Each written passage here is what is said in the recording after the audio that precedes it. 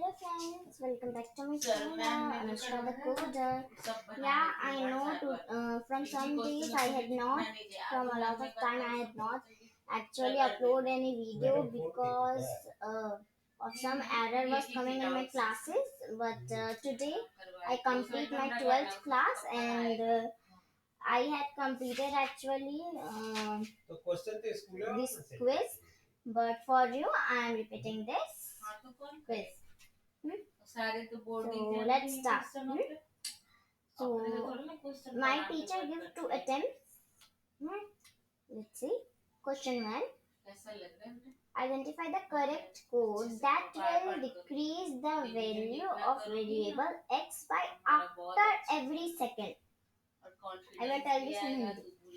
Identify करना है हमें कोड को, सही कोड को जो कि डिक्रीज करेगा वैल्यू वेरिएबल का।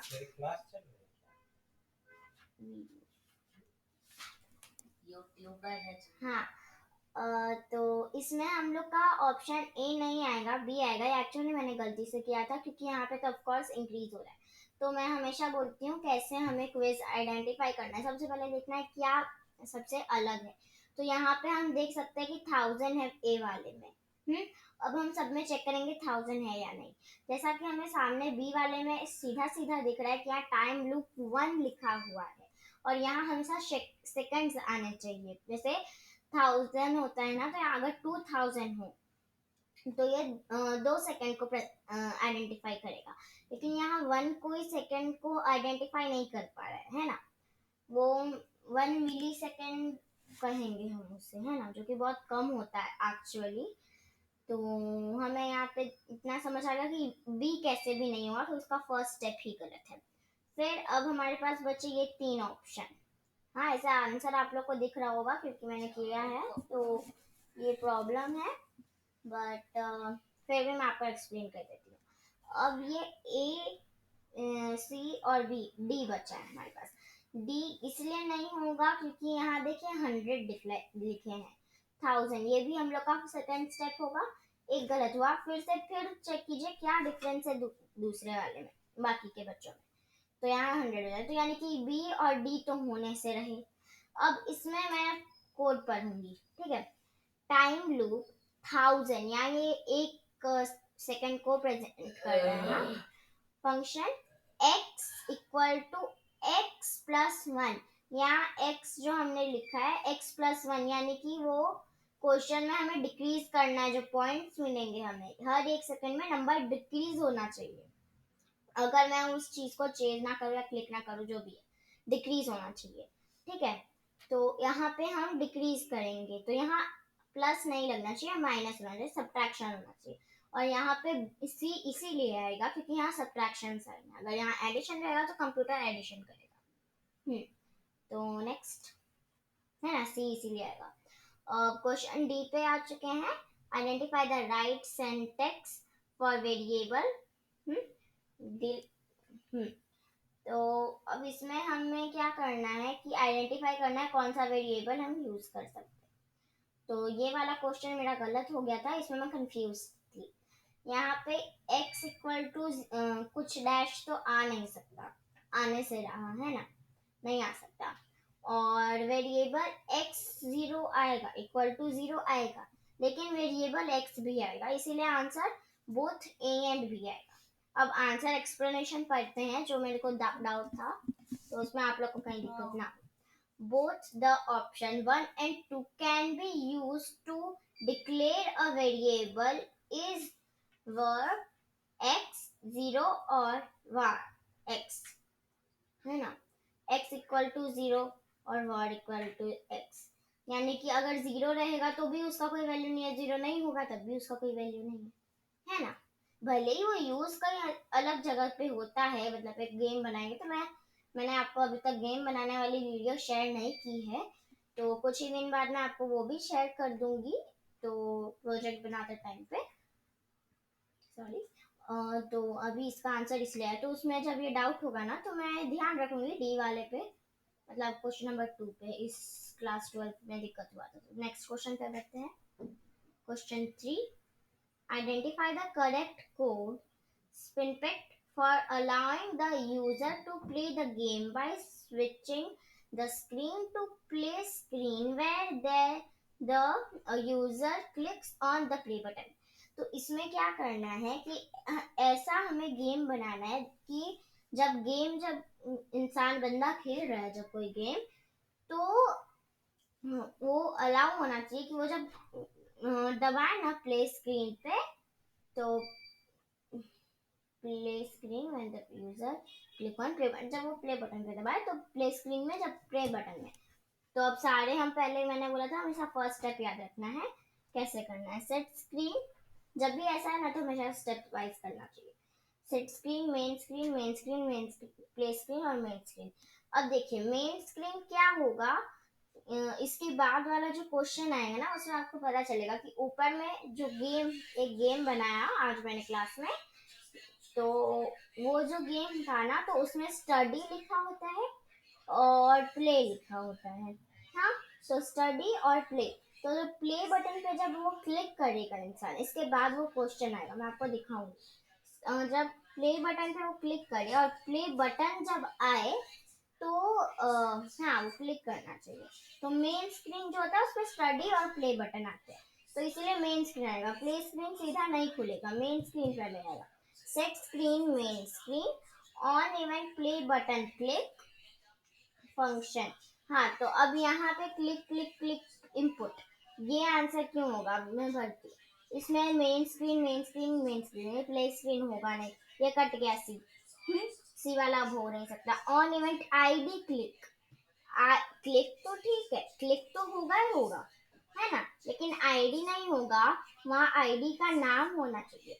ऑन इवेंट पे यहाँ प्ले स्क्रीन होना चाहिए, नहीं प्ले बटन होना चाहिए, है ना, प्ले स्क्रीन तो नीचे आएगा। तो और यहाँ मेन स्क्रीन लिखा है, वो भी गलत किया, है ना, उल्टा करके। तो यहाँ तो आईडी नहीं हुआ, तो ए भी आने से रहा। बी, तो सेट स्क्रीन मेन स्क्रीन, हाँ ये मैच हुआ मेन स्क्रीन वाला।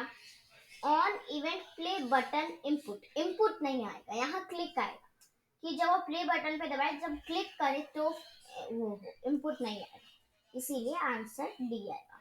तो मैंने आपको स्टेप वाइज बताया है, आप स्टेप वाइज करेंगे आपको आसानी से इसका आंसर मिल जाएगा।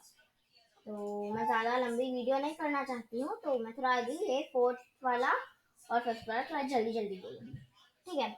What will be the correct output of the given code when the button play button is clicked?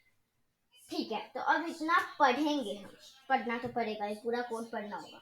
और हाँ मैं आपको बोल रही थी ना स्टडी और प्ले बटन, तो मेन स्क्रीन जो होता है ना वो स्टडी और प्ले बटन कुछ ऐसा आता है, ए वाला ऑप्शन आप देख सकते हैं स्टडी और प्ले। और वो जब यहाँ पे बटन एक होता है ना, यहाँ पे एक बटन होता है, जैसे मतलब यहाँ प्ले दबाएगा ना, नहीं से क्लिक कर सकते, जब यहाँ प्ले दबाएगा तो ये स्क्रीन आएगा, समझे, ये स्क्रीन आएगा। और -1 यहाँ इसलिए लिखा है, मतलब मैंने बोला था ना आपको सेकंड क्वेश्चन में कि मिली सेकेंड वाला, नहीं फर्स्ट क्वेश्चन वाला में शायद था कि मिली सेकेंड्स वाले 1000 मिली सेकेंड वाला, है ना, ये वाला था ना, टाइम लूप 1000 फंक्शन x-1 वाला सेंटेंस। तो टाइम लूप 1000 इसीलिए हुआ क्योंकि वो हर एक सेकंड में वो माइनस हो जाएगा अगर मैं इसको चेंज नहीं करूँ। मेन फॉर्मूला प्ले में ये जो गेम होता है उसमें यही होता है, समझे। अब इस क्वेश्चन पे आ जाते हैं, व्हाट विल, हाँ करेक्ट। तो अब हम ये सब पढ़ते हैं। तो सेट स्क्रीन मेन स्क्रीन, इससे पहले वाले क्वेश्चन में भी आपने देखा कि मेन स्क्रीन तो आता ही आता है। On event play button click और इवेंट वन लिखना होगा, और प्ले बटन क्लिक लिखेंगे, वो प्ले बटन यानी कि जब वो प्ले बटन पे क्लिक करेगा, वो भी आपने इससे पहले वाले क्वेश्चन में पढ़ा। तो उसके बाद ये हम ये वाला ऐड करना होगा आप लोग, है ना, सेट स्क्रीन प्ले स्क्रीन। तो सेट स्क्रीन करके अब हम प्ले स्क्रीन पे आएंगे, यानी कि जब प्ले बटन दबाएंगे तो उसे प्ले स्क्रीन याद रखा है। प्ले स्क्रीन आएगा, वर्ड वेरिएबल, VAR जब लिखते हैं तो उसको पूरा फुल फॉर्म वेरिएबल होता है, तो मैं आपके लिए वेरिएबल लिखूंगी, वेरिएबल x इक्वल टू 0। तो यानी कि स्टार्टिंग कैसे होगा, 0 से स्टार्टिंग, यानी कि जो पॉइंट स्कोर्स जो होंगे हमारे 0 से स्टार्ट होंगे, लेकिन हर सेकंड में वो माइनस हो जाएगा, है ना, अगर मैं उसे दबाऊंगी नहीं, क्लिक नहीं करूंगी तो। उसके बाद इसीलिए यहाँ वेरिएबल एक्स है 0, है ना। On even button cube and click function, मतलब कि ये क्यूब बटन किसे बोला गया है, इस ये जो है ना स्क्वायर, उसको क्यूब बटन नाम दिया गया है। हर चीज को नाम देना होता है, जैसा कि आपने मेरा फर्स्ट वीडियो एज एंड आर्स को देखा होगा, है ना। और हम लोग ने यहाँ तक तो पढ़ लिया। और set property button cube background colour random 0255 random colour number 0255, ये वाला को मैं आपको चैप्टर में पढ़ाऊंगी, और आपको अब ये समझ आ गया होगा कि इनपुट प्ले बटन पे दबाएंगे तो कौन सा है। मैंने आपको सब समझा दिया है, क्योंकि इसे समझाना चाहूंगी तो बहुत ही पूरा एक प्रोसेस है, पूरा एक कोड किया ना जो वही हो जाएगा, और 15 मिनट से ज़्यादा मैं आपको लंबी वीडियो रख नहीं सकती, मेरा नहीं हो सकता। और ये 5 क्वेश्चन है, मैंने आपको फोर्थ समझा दिया, अगर डाउट हो तो कमेंट में लिख दीजिएगा।